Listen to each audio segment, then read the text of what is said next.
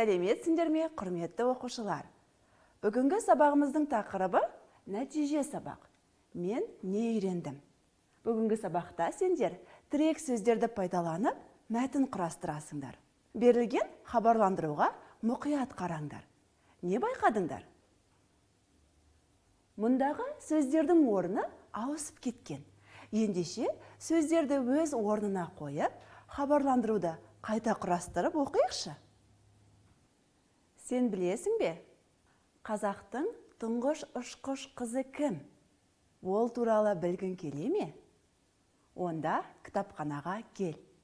Балалар, хабарландыруды кім жазыпты? Дұрыс айтасыңдар, кітапханашы жазыпты. Ендеше хабарландырудағы айтқан ұшқыш қыздың кім екенін білгілерің келе ме? Бұл ұшқыш қыздың атын білесіңдер ме? Бұл ұшқыш қыз Хиуаз Доспанова. Ендеше Хиуаз Доспанова туралы мәтінімізді оқиық. Хиуаз Доспанова Ұлы Отан соғысына қатысқан. Ол қазақтың тұңғыш ұшқыш қызы. Хиуаз әуеге 300 рет ұшып шығып, Кубань, Қырым, Украина, Белоруссия, Германия жерлеріндегі жау бекіністерін бомбалаған. Хиуаз Доспанованың ерлігі дәріптеліп, ол туралы бірнеше кітап жазылды. Жауынгерлік еңбегі үшін халық қаһарманы атағы берілді. Балалар, қазір Хиуаз Доспанова туралы бейнематериалға назар аударыңдар. Ұлы Отан соғысы кезінде КСРО-да және жалпы дүние жүзі тарихында ылғи қыздардан құрылған бірден-бір әскери әуе полкі жасақталды.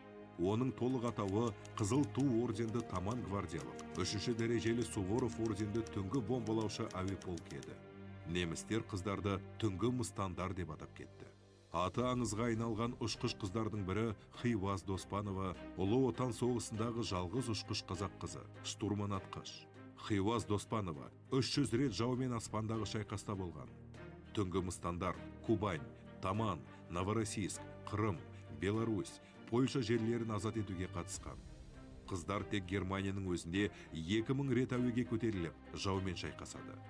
Майдандағы ерлігі үшін ол Қызыл Жұлдыз, 1-ші және 2-ші дәрежелі Отан соғысы, Қызыл Ту ордендерімен және Кавказды қорғаған үшін, Варшаваны азат еткен үшін, Германияны жеңген үшін және басқа да медальдармен марапатталған. Ер жүрек ұшқыш қыз 2 мәрте ауыр жарақат алып, есін жиысымен ұрыс алаңына қайта оралып отырған.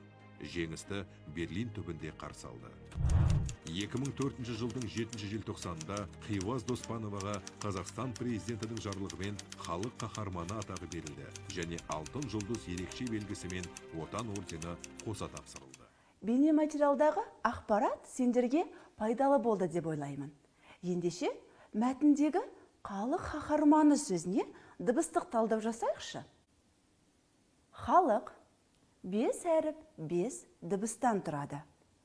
Мұндағы Х қатаң дауыссыз дыбыс, А жуан дауысты дыбыс, Ыл үнді дауыссыз дыбыс, Ы жуан дауысты дыбыс, Қ қатаң дауыссыз дыбыс. Келесі қаһарманы. Бұл сөз 9 әріп 9 дыбыстан тұрады.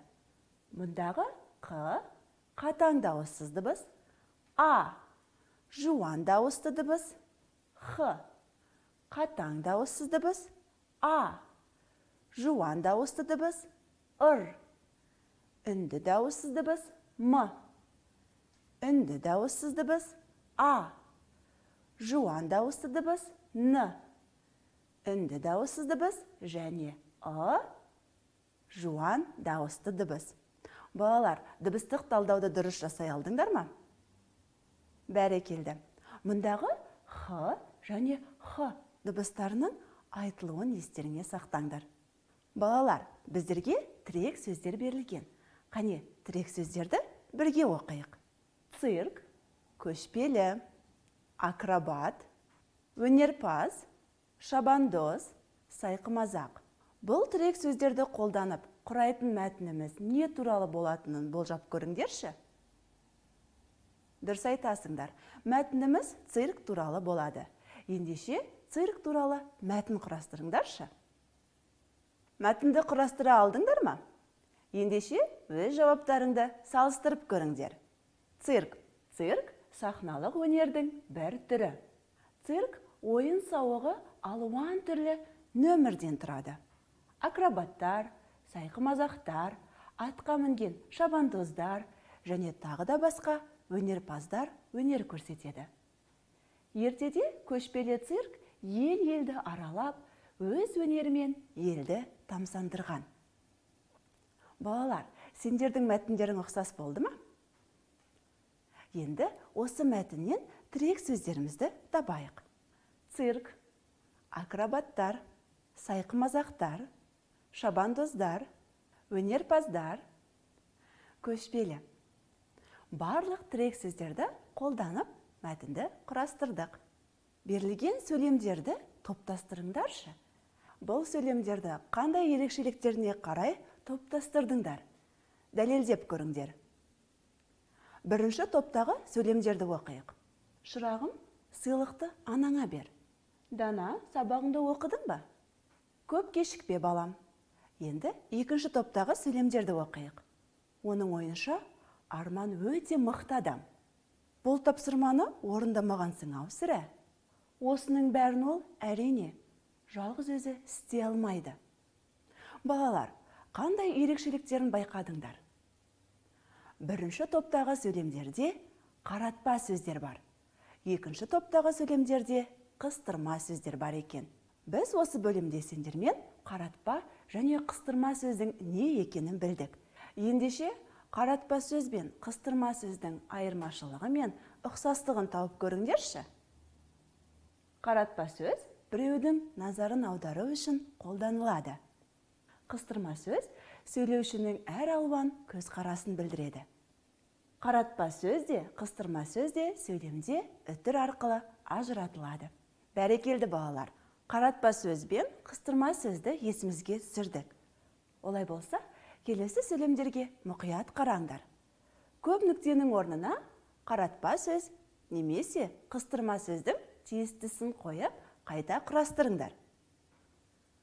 Маған балмұздақ сатып әперіңізші. Бұл сөйлемде қаратпа сөзді қоямыз. Әпке, маған балмұздақ сатып әперіңізші. Екінші сөйлем, терезені дұрыстап жаппағансың ау.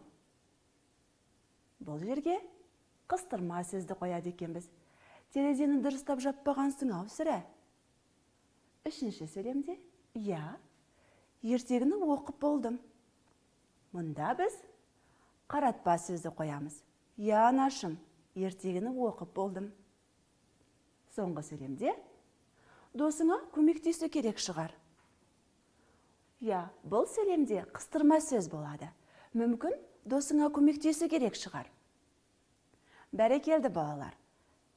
Сөйлемдердегі қаратпа сөз бен қыстырма сөз үтір арқылы ажыратылатынын естерінен шығармаңдар. Бүгінгі сабақта нені үйрендік? Тірек сөздер арқылы цирк мәтінін құрастырдыңдар. Сөйлемдерді топтастырып, толықтырдыңдар. Қаратпа сөз бен қыстырма сөзді есімізге түсірдік. Балалар, бүгінгі сабағымыз аяқталды. Сау болыңдар.